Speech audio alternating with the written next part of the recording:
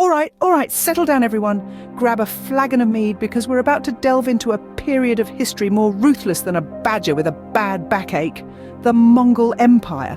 But forget the usual suspects, the beardy warlords and their rampaging hordes. Today, we're shining a light on the often overlooked masterminds behind the scenes, Genghis Khan's daughters. Now you might be thinking, daughters? Weren't they all too busy gossiping about yurt decor and yak hair shawls? Wrong. These gals were more Machiavellian miniskirts than Mary Poppins with ponies. Forget the shirtless calendar. Genghis Khan, the man, the myth, the legend. Well, sure, he conquered most of Asia on horseback.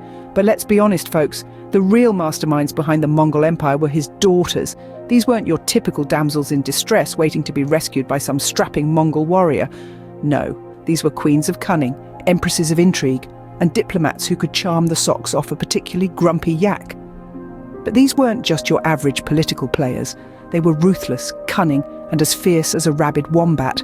They weren't afraid to eliminate rivals, manipulate situations, and basically play the Game of Thrones a good few centuries before it was even invented. Think of them as the Lannisters of the steppes, only with better hair and a slightly less creepy sibling complex. When we think of princesses, we often picture delicate damsels waiting for their Prince Charming. But in the Mongol Empire, princesses were more likely to ride into battle than wait for a knight in shining armor. Now, let's take a moment to shatter this glass slipper of misconception. In the grand yurt of history, Genghis Khan's daughters weren't just sitting around, embroidering tapestries of their father's conquests. Oh no, they were the ones ruling territories, managing households, and yes, leading armies. Imagine Cinderella, but instead of a broom, she wields a sword. Picture Snow White, but instead of singing to birds, she's barking orders at soldiers. And Belle? She's not interested in a beast's library, she's more keen on his arsenal. These Mongol princesses were no damsels in distress, they were damsels causing distress.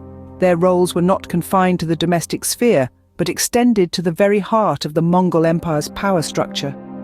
They weren't just filling their father's shoes, they were riding in his saddle, leading their people with the same ferocity and strategic prowess. And while their stories may not have been recorded in the annals of history as prominently as their male counterparts, their contributions were just as significant, if not more so. They were the unseen matriarchs, the hidden pillars of the empire. And so, while other princesses were busy combing their hair, these Mongol ladies were busy combing through military strategies. Now let's delve deeper into how these fierce ladies contributed to the expansion and stability of the Mongol Empire. Our tale begins with the strategic marriages that Genghis Khan arranged for his daughters. Imagine a game of chess, if you will. The king? Well, that's Genghis, of course. But the queens, the most powerful pieces on the board, they're his daughters. They were wedded to various tribal leaders, a move akin to placing your queen in a strategic position to control the board. These marriages were not just ceremonial. Oh no, they were a masterstroke of diplomacy and alliance building.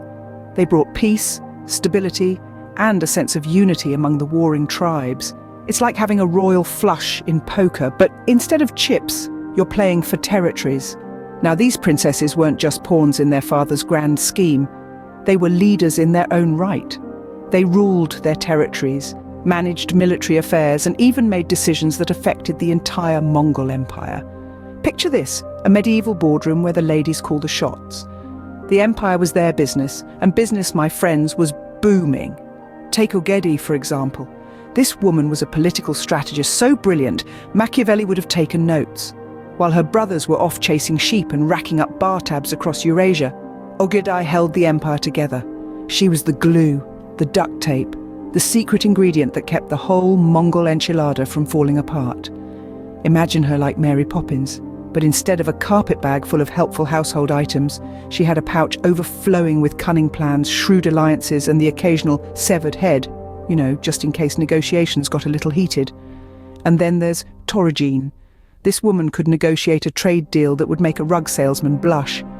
She brokered alliances like a medieval Tinder for empires, uniting warring factions and securing Mongol dominance with a smile and a steely glint in her eye. Think of her as a Khaleesi who actually knew how to get things done and probably had better taste in braids. Their diplomatic skills were second to none.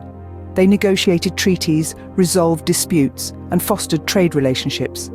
Think of them as the medieval equivalent of today's United Nations, but with a touch more flair and a lot more horse riding. And let's not forget their roles in succession. When Genghis passed away, it was his daughters, not his sons, who held the empire together. They ensured a smooth transition of power, proving that the empire's strength lay not just in its warriors, but also in its women.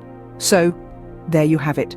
A tale of power, diplomacy, and leadership, orchestrated not by the famed horsemen of the steppes, but by the daughters of Genghis Khan. So next time you think of the Mongol Empire, remember it wasn't just the chaps on horseback who made it great. The ladies did their bit too, and they did it in style.